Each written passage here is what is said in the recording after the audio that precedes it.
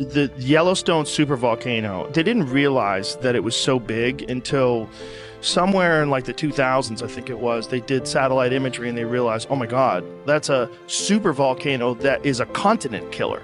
And it blows every 600,000 to 800,000 years, and everyone dies. The last time it happened was like 600,000 years see, that's ago. If that happens, we're fucked. There was a Toba volcano in Indonesia 70,000 years ago. They think knocked the human race down to a few thousand people. Holy shit. These things happen, man. If you look at the timeline of the Earth, they happen all the time.